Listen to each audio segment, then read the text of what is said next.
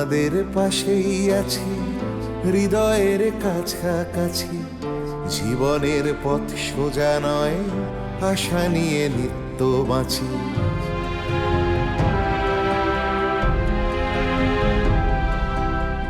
শিক্ষা ছড়িয়ে পড়ুক ভেদাভেদ শূন্য করে, এ বেলা নাই বা জুটুক ও বেলা জুটতে পারে। বিপ্লব আসছে দেখো নারী, তুমি পিছিয়ে জানি, জ্বলে ওঠো নিজের আলোয়, মুছে দাও দুঃখ গ্লানি। এভাবে আর থেকো না হাহাকার জড়িয়ে বুকে, আমি হাত বাড়িয়ে আছি, সাড়া দাও আমার ডাকে। আমি হাত বাড়িয়ে আছি, সাড়া দাও আমার ডাকে।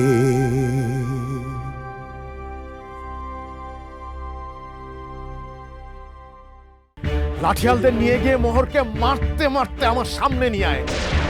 শালার অনেক বার বেড়েছে, আমি অনেক সহ্য করেছি, আর না। আগে কথা, আমি যাচ্ছি এখনই। আপনি রাগের মাঝে ভুল সিদ্ধান্ত নিচ্ছেন, আর এই ভুলের কারণে আমাদের এতদিনের পরিকল্পনা সব নষ্ট হয়ে যাবে। বেগম আমরা এমনি আপনার পর চোখে আছে, সে ওই মোহরানকে স্নেহ করে। এই কাজটা করলে সমস্ত কিছু আমাদের বিপক্ষে যাবে। গেলে যাক, আমি এখন এসবের কিচ্ছু পরোয়া করি না। আমি আমার অপমানের বদলা নিতে চাই। কেষ্টা, তুই যদি আমায় একদিনের জন্য মনিব ভেবে থাকিস, আমাকে ভালোবেসে থাকিস, তুই আমার অপমানের বদলা নিয়ে আসবি। যা। আপনার জন্য আমি প্রাণটাও দিতে পারি, আর এটুকু করতে পারবো না। আমি এখনই যাচ্ছি। তোরও কি মাথা খারাপ হয়ে গেছে? তোকে আমি কিছুতেই যেতে দেবো না। ঠাকুর মশাই, আপনি আমাকে ছাড়ুন। হত্যার অপমানের বদলা আমি নেবই। অবশ্যই নেব, তবে এভাবে নয়। এভাবে একটা অঘটন ঘটে গেলে ওই মল্লিক মশাইয়ের এতদিনের যে স্বপ্ন রায় বাহাদুর উপাধি, সেটা আর পাওয়া হবে না। কারণ ওটা পেতে গেলে গ্রামের লোকের সমর্থন দরকার। গ্রামের মানুষ খেপে গেলে ওটা আর পাওয়া হবে না। আপনি সে যাই বলুন, আমি ওই অপমানের বদলা নেবই। আমি কোনো কথা শুনবো না, আপনি আমাকে ছাড়ুন। দাঁড়া কেষ্টা, তর্করত্ন মশাই ঠিকই বলছে। মোহরকে আমরা শায়েস্তা করব, তবে এভাবে নয়, অন্যভাবে। সাপও মরবে, লাঠিও ভাঙবে না। একদম ঠিক। এখন মাথা গরম আছে, কাল ঠান্ডা মাথায় ভাববো কিভাবে ওই বেটাকে ফাঁদে ফেলবো। এখন কর্তাকে বিশ্রাম নিতে দে। কর্তা, আপনি বিশ্রাম নিন, আজ আমরা আসি। পেন্না পেন্নাম করতে চল।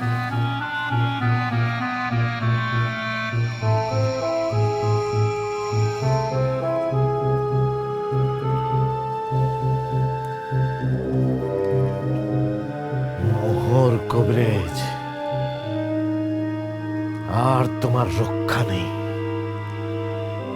এবার তুমি মরবেই।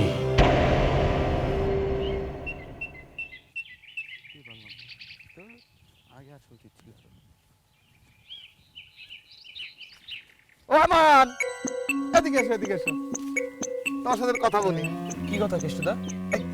তার ওদিকে কোথায় গিয়েছিলে? উত্তরপাড়ায় একটা কাজ ছিল, সেখানে গিয়েছিলাম।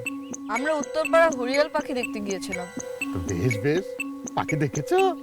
না, পাখি আসেনি। সবাই বললো পাখি সকালবেলা আসে। কি বলবে বলো কেষ্টদা, আমার অনেক তাড়া আছে, অনেকক্ষণ আগে বাড়ি থেকে বেরিয়েছি। আরে দাঁড়াও দাঁড়াও, বলছি। এই তোমাদের বাড়িতে একটা ছেলে এসেছে, কি যেন নাম? মিজান ভাই? হ্যাঁ তো? এত ছেলেটা অতদিন ধরে তোমাদের বাড়িতে আছে, উদ্দেশ্যটা কি? সে তো আব্বার কাছে কবিরাজি শেখে, তাই এখানে আছে। শুধুই কি কবিরাজি শেখে, নাকি অন্য কোনো ধান্দা আছে? অন্য কোনো ধান্দা মানে? কি বলতেছো তুমি? না, আসলে গ্রামের সবাই বলা বলি করছে, তো তাই জিজ্ঞেস করছি। গ্রামের সবাই বলা বলি করছে? কি বলা বলি করছে? তোমার ভাবির সঙ্গে নাকি তার বিয়ে হবে। কেষ্টদা, কি যাতা বলছো তুমি? মুখ সামলে কথা বলো। আহা, প্রথমে সবাই তাই ভেবেছিল, ঘরে বিয়ের উপযুক্ত মেয়ে থাকতে ওই সুন্দর ছেলের সঙ্গে অন্যের বিয়ে দেবে, কিন্তু এখন তো শুনছি অন্য কথা। আমাদের বাড়িতে কি হচ্ছে না হচ্ছে তা নিয়ে তোমার তো মাথা ব্যথা কিসের? তোমার তো গায়ে লাগছে কেন? মিজান ভাইয়ের সাথে তোমার বইয়ের বিয়ে দেবে নাকি? এই বাচ্চা বাচ্চার মতন কথা বল। তুমিও বড়, বড়র মতো সম্মান রাখার চেষ্টা করো। আমার সাথে কথা বলে তোমার সময় নষ্ট করার দরকার নেই। যাও গিয়ে ওই মেজো মল্লিকের চামচাগিরি করো, গিয়ে যাও। দাঁড়া, দেখ আমি তোর কি করছি।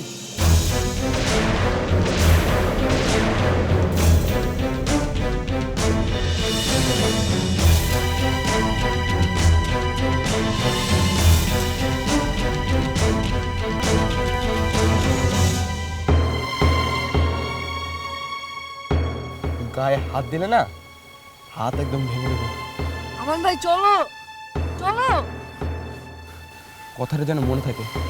চল তো তোল।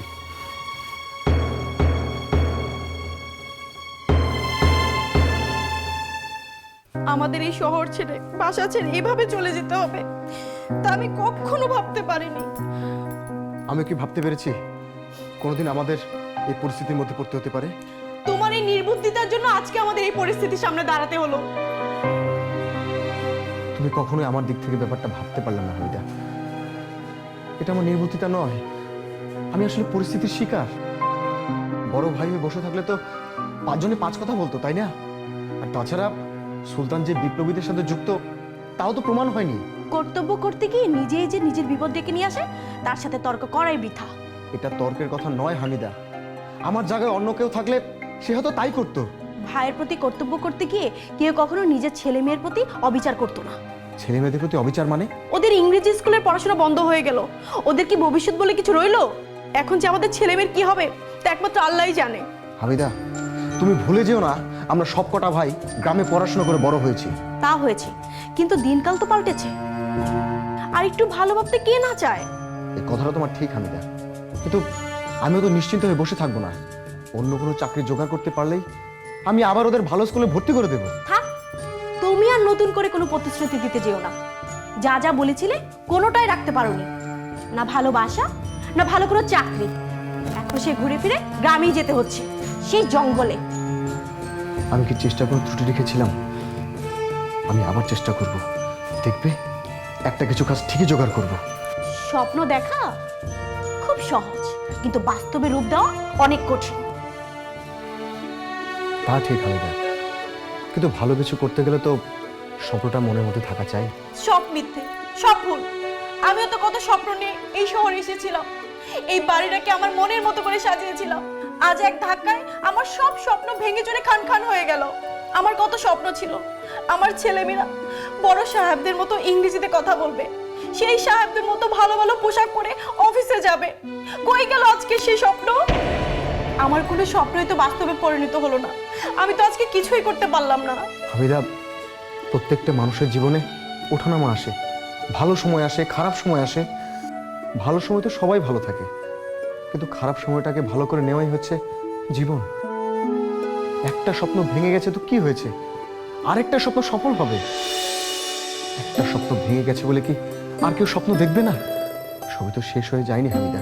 জীবন যতক্ষণ আছে আশাও আছে, স্বপ্নও আছে, তাই এত অল্পতে ভেঙে পড়ো না। ঠিকই বলেছো, মৃত্যু যখন অবধারিত তাহলে মৃত্যুটাকে উপভোগ করাই শ্রেয়। অদ্ভুত, আমি তোমার মতো এত মহান নই, এত সাহসীও নই। তোমার মতো আমি কিছু ভাবতে পারবো না।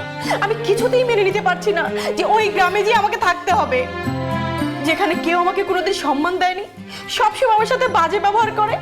এই সব কিছু হয় তোমার জন্য, শুধু তোমার জন্য। তুমি কোনোদিনও আমাদের কথা ভাবোনি, স্বার্থপরের মতো নিজের কথা, নিজের পরিবারের কথা ভেবে গেছো। দেখো হামিদা, কথা বাড়ালেই কথা বাড়বে। যেতে যখন হবে তখন আর কথা বাড়িয়ে লাভ কি?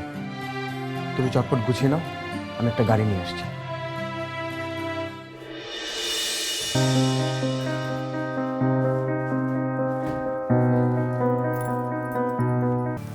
শোন ছোট, পীর বাবার দোয়ায় বৌমা তো এখন পুরোপুরি সুস্থ হয়ে গেছে।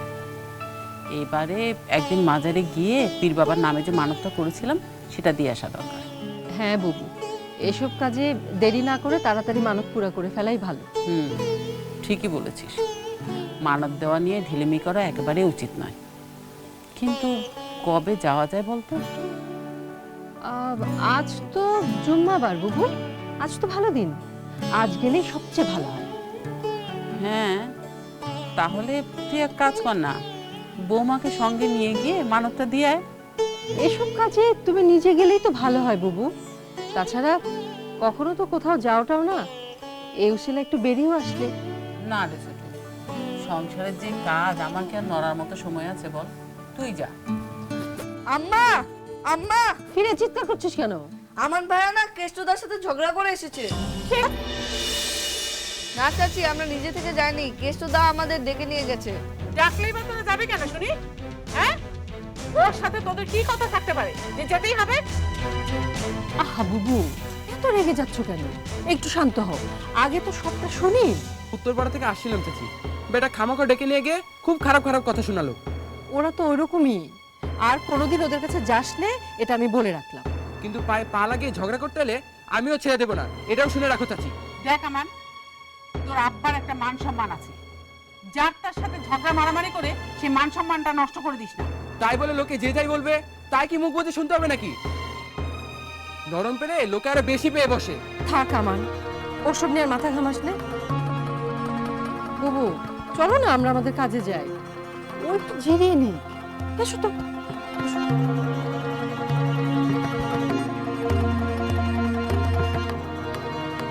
এই, এদিকে আয়। বাড়িতে এসে অমনি সব বলে দিয়েছিস? এই জন্যই তো তোকে বাইরে নিয়ে যেতে ইচ্ছা করে না। আর করবো না আমান ভাই, এই যে কানে ধরছি। মনে থাকে জানো। চল এবার।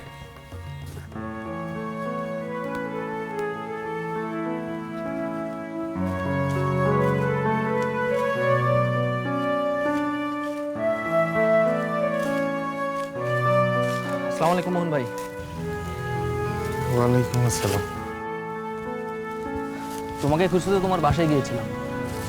ভাবি বললো যে তুমি নাকি অনেকক্ষণ বেরিয়েছো, কিন্তু কোথায় গেছো সেটা তো বলতে পারলো না। আমি গ্রামের এদিক ওদিক ঘুরে যখন তোমাকে কোথাও পেলাম না, তখন বুঝলাম যে হয় তুমি মাছের আড়তে আছো, না হয় এখানে। মোহন ভাই, দেখো তোমাকে এভাবে দেখতে কিন্তু আমার ভালো লাগছে না।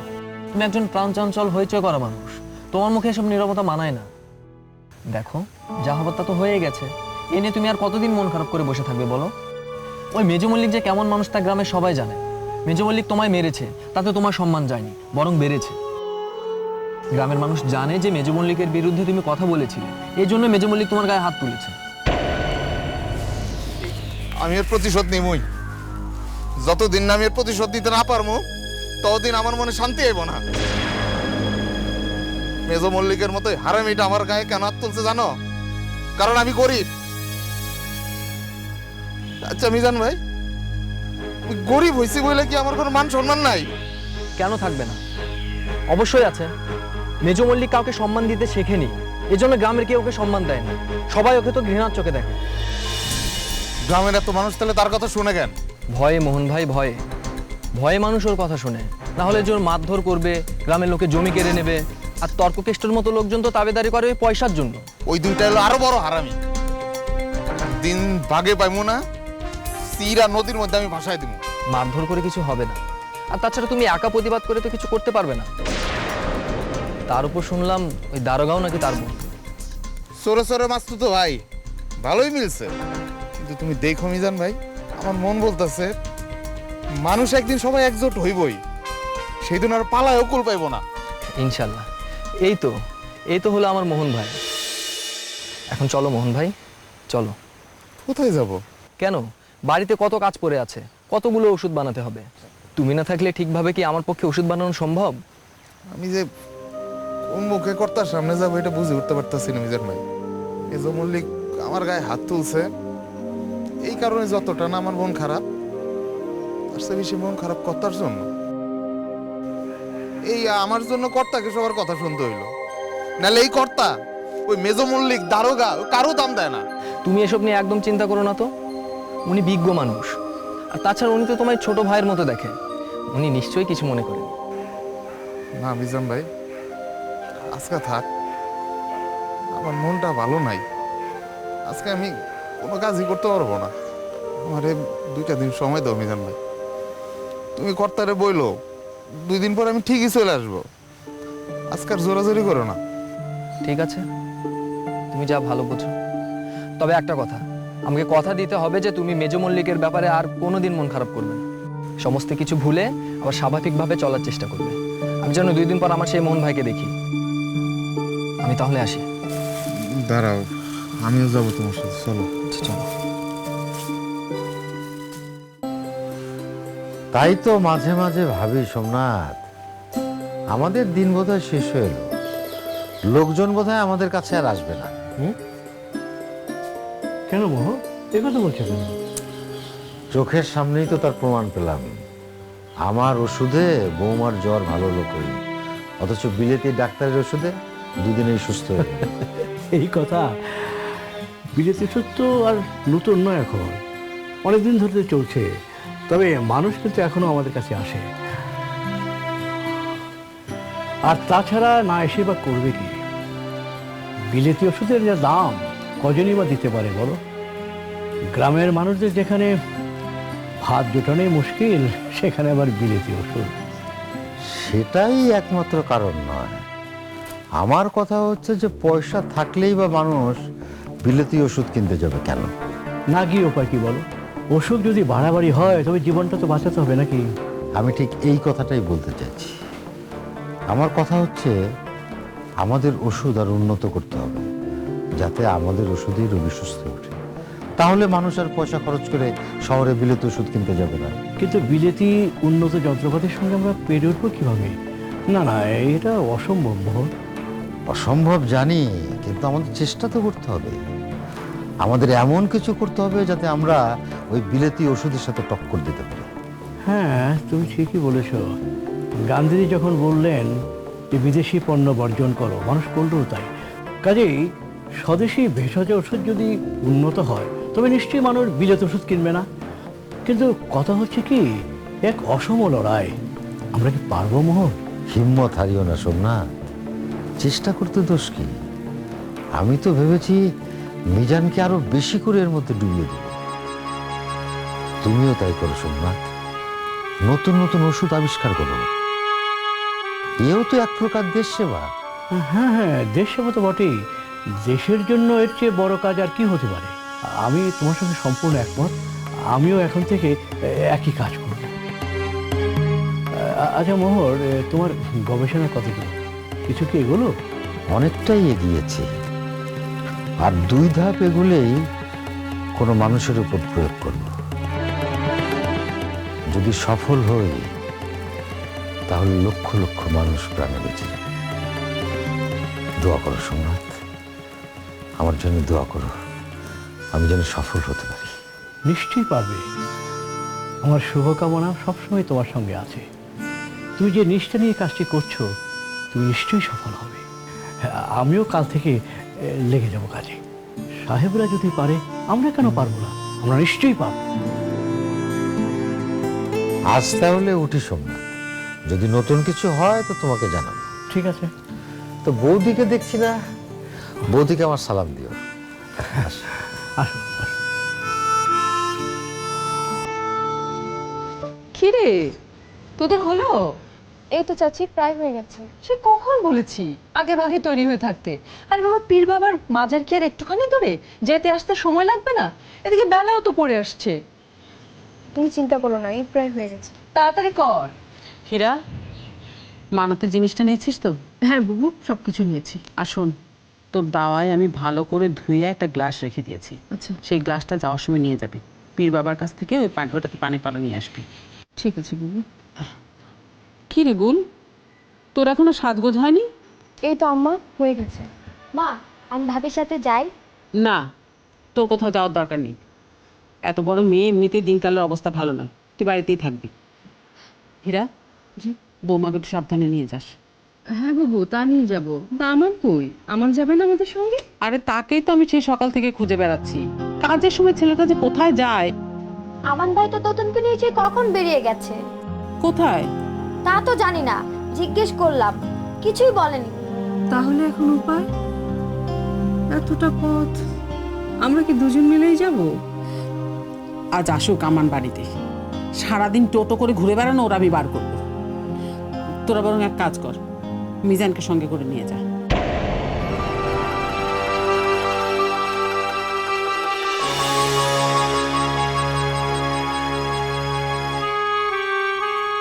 মিজান? কেন, অসুবিধে কি? মিজান তো এখন আমাদের ঘরের ছেলে হয়ে গেছে, আর মিজান গেলে দোষ কি? কমলা, যা তো মা, মিজানকে ডেকে নিয়ে আয়। আচ্ছা মা।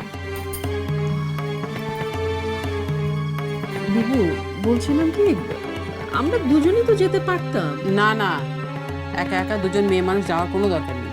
মিজান তোদের সঙ্গে যাবে।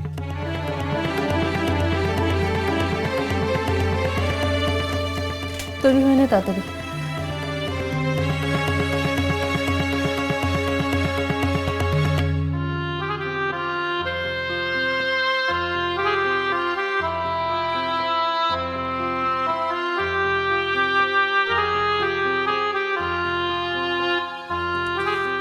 মিজান ভাইয়া, মিজান ভাইয়া, আম্মা তোমাকে ডাকছে।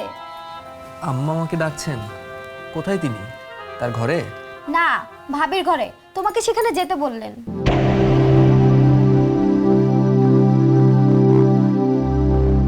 ভাবির ঘরে আমায় ডেকেছেন কেন বলো তো কমলা? ভাবি আর চাচি পীর বাবার মাজারে যাচ্ছে মানত দিতে, তোমাকে সেখানে যেতে বললো। যাচ্ছে মাজারে মানত দিতে, আর সঙ্গে আমাকেও পাঠাচ্ছে। এই সত্যি, এই যে অবিশ্বাস্য। মিজান ভাইয়া, হ্যাঁ কি এত ভাবছো এমন করে? জলদি করো, ভাবি আর চাচি তৈরি হয়ে দাঁড়িয়ে আছে, আর বেশি দেরি হলে সন্ধ্যা হয়ে যাবে যে। হ্যাঁ কমলা, তুমি যাও, আমি যাচ্ছি। এক্ষুনি এসো কিন্তু। ঠিক আছে।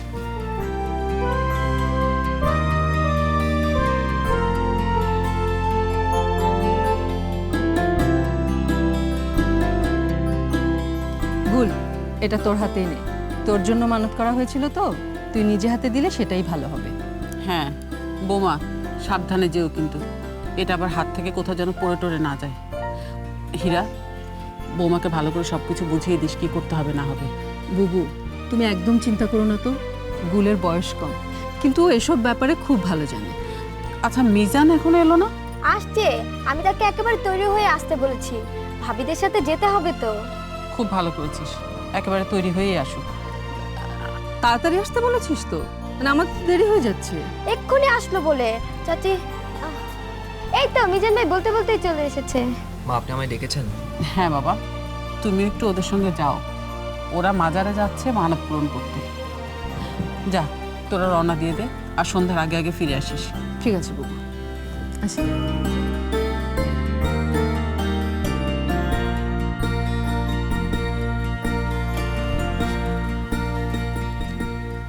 আল্লাহ, তোমার নামে মানত করেছি আল্লাহ, তুমি আমার মানত কবুল করো, ওকে একটু বিপদ আপদ থেকে রক্ষা করো।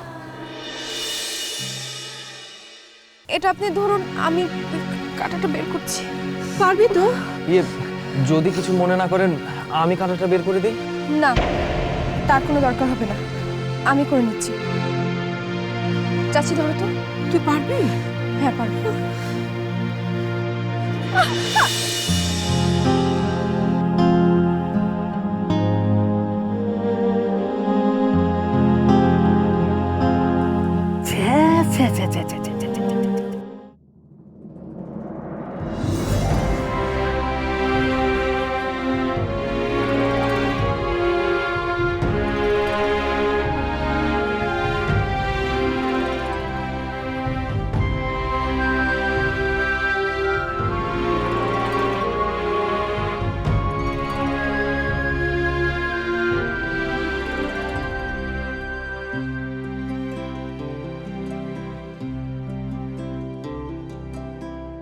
তোমাদের পাশেই আছি, হৃদয়ের কাছাকাছি।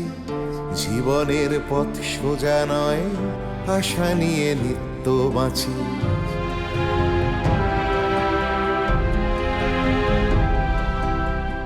তোমাদের পাশেই আছি, হৃদয়ের কাছাকাছি।